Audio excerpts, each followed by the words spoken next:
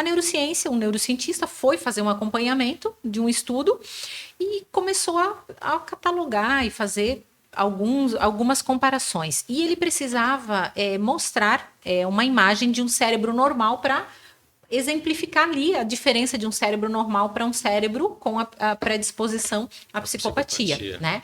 E aí não tinha ninguém ali, ele fez o dele mesmo e tal, e foi quando ele foi comparar, ele se assustou, porque o cérebro dele era predisposto a ter psicopatia. E todo mundo é um psicopata em potencial?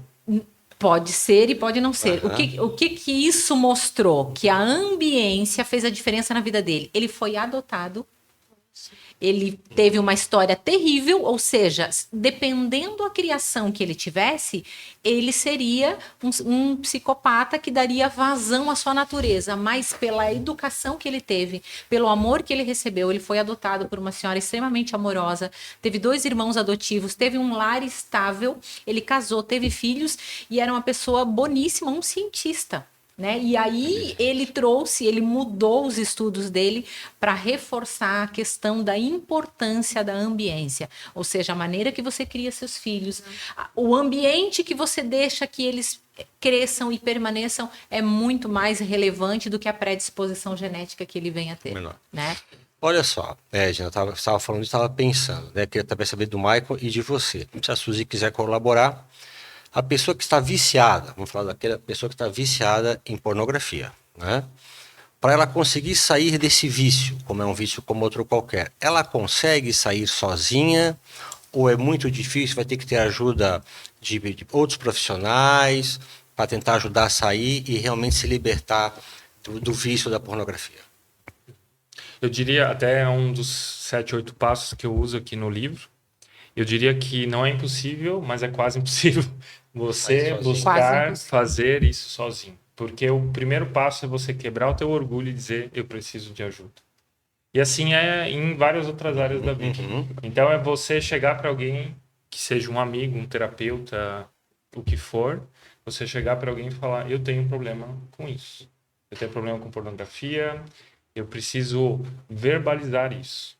Eu gosto de 2 palavras. Uma palavra que diz assim: tudo aquilo que você verbaliza, você tem poder e autoridade sobre isso. E tudo aquilo que você não verbaliza, você não tem poder e autoridade sobre você. E na Bíblia está escrito: se confessarmos os nossos pecados, o Senhor é justo para nos purificar de toda injustiça e de todo mal, que é exatamente a mesma coisa. Então, no momento que eu falo para alguém, de preferência, se você é homem, vai falar para um homem, se você é mulher, vai falar para uma mulher. No momento que você faz isso, você está quebrando o poder do silêncio, certo, e o poder do vício sobre você. E, ao mesmo tempo, quando você começa a contar a tua história de dor, você começa a organizar a tua história, você começa a entender de onde vem. Então, o primeiro grande passo, com certeza, é verbalizar aquilo que você guarda em segredo. Se não conversar com alguém, não botar para fora, dificilmente vai conseguir sair desse vício. Exatamente. Eu lembro de uma passagem também da Bíblia, lá em Caim e Abel. Caim não era viciado em pornografia, mas ele queria matar o irmão dele. Então, ele tinha um desejo. E ele olha com inveja para o irmão dele. E Deus diz, cuide com a porta do teu coração. O que ele está falando? Observa os teus sentimentos.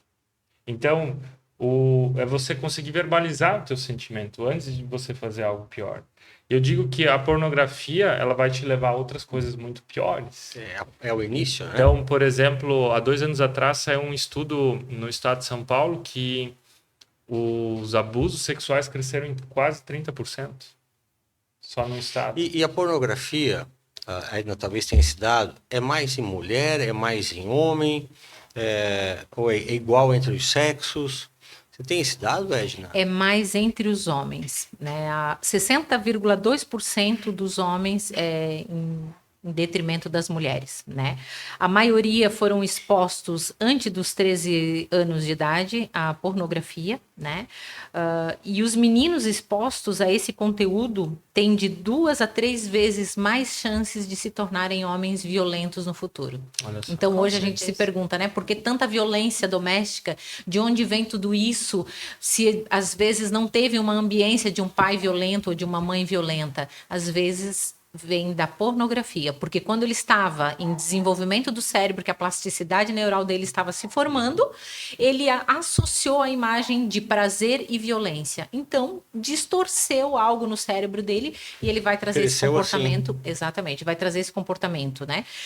Um telespectador nosso aqui perguntando, e eu queria repassar a pergunta para o Michael e para a Suzy. Quais foram os prejuízos que a pornografia trouxe para vocês como casal? O que você sentiu, como você se sentia e como a Suzy se sentia? Porque uma das coisas que o Dr. Roberto falou agora, que eu acredito que seja a necessidade de se ter um acompanhamento, é porque ele tem um ponto de vista e a culpa junto, né?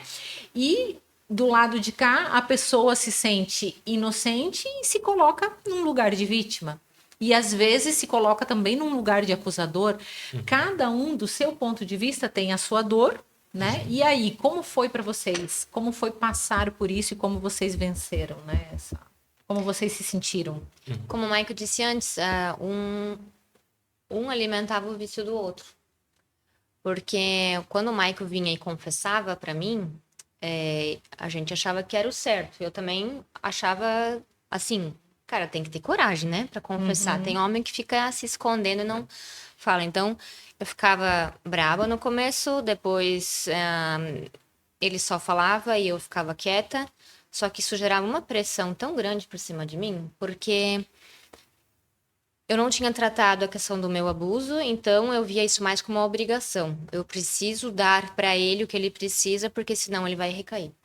Então era uma pressão que não deveria estar em cima de mim. Eu precisava curar, sim, a minha fatia ali da minha história, mas eu não sou responsável para salvar a vida dele, por exemplo.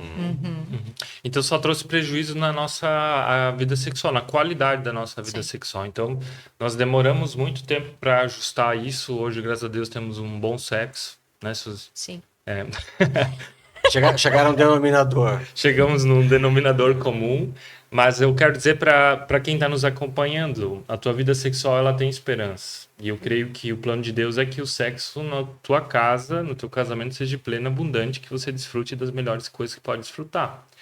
E tudo que é excesso acaba sendo um prejuízo. Se eu beber em excesso vai ser ruim, se eu comer em excesso vai ser ruim, se eu usar telas demais vai ser ruim. E sexo em excesso, o exemplo da pornografia, que é uma forma disfuncional de viver o sexo, também é ruim. Então trouxe prejuízos nesse sentido, nosso afastamento, eu acredito que nós teríamos quase nos separado, vergonha, trouxe prejuízos emocionais.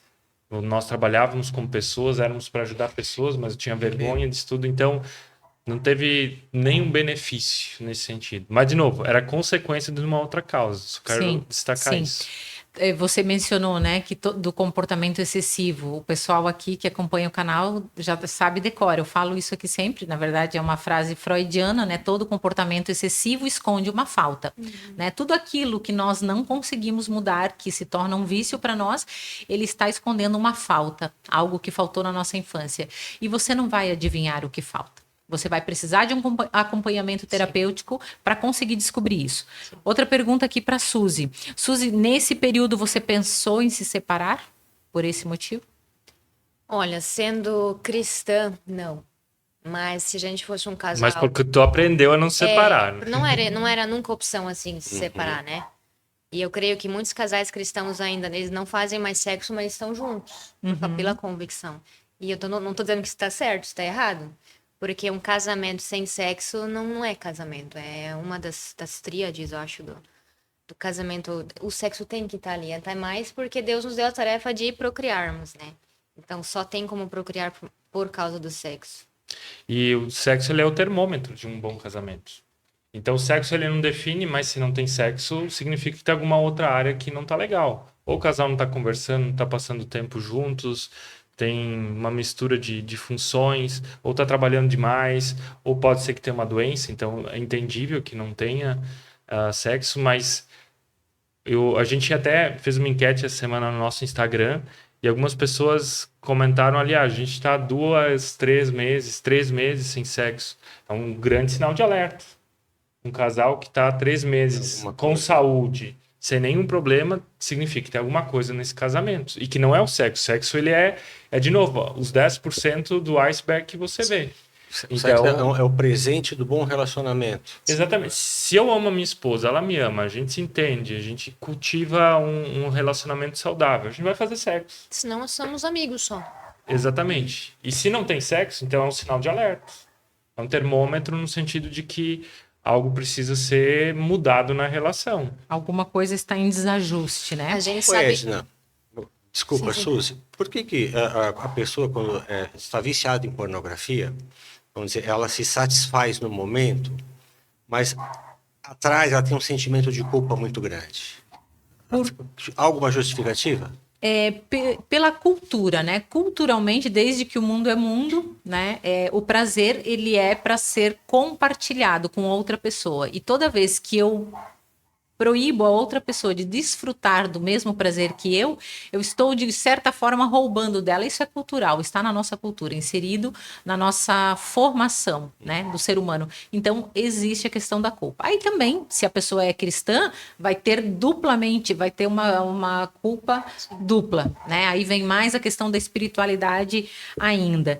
E vai trazer sérios prejuízos. Uma questão aqui que eu anotei. A disfunção sexual, mais de 20% dos homens de 18 a 35 anos que consomem pornografia relatam algum grau de disfunção. Nós comentávamos esses dias com o Dr. Roberto, cada vez mais cedo os homens estão procurando consultório médico para pedir medicamentos, o Tadalafila, famoso, que está na moda. E eu lembro também quando foi inventado esses remédios que ajudam na ereção masculina, né? Havia um consumo desenfreado de pessoas jovens que não precisavam usar, mas foi um consumo gigantesco nas farmácias por essas pessoas, desde adolescentes, adultos jovens, que não é o caso para usar esses medicamentos, né? Mas houve realmente, não sei hoje como é que está, mas foi para disfunção erétil. E como você falou, a pessoa que, vamos dizer, que está saudável e é jovem, ele tá transpirando hormônio. Ele não precisa tomar nenhum remédio para melhorar a parte erétil. Por que isso? Porque ele assistia nos filmes, nas imagens, um desempenho que não existe na vida real, né? Como o pastor Cláudio Duarte fala, mulher não geme daquele jeito na vida real, como ele diz, a não ser que você bote lá um dinheirinho para ela não vai gemer daquele jeito, aquilo lá é tudo fake news, e a pessoa quer trazer isso para a vida real, né? Então ele vê o desempenho de um ator pornô que está lá anabolizado, tomando o medicamento, e aí vai ter vai dar 4, 5, uma depois da outra, ele vai querer fazer isso igual. Gente, isso não é vida normal, né?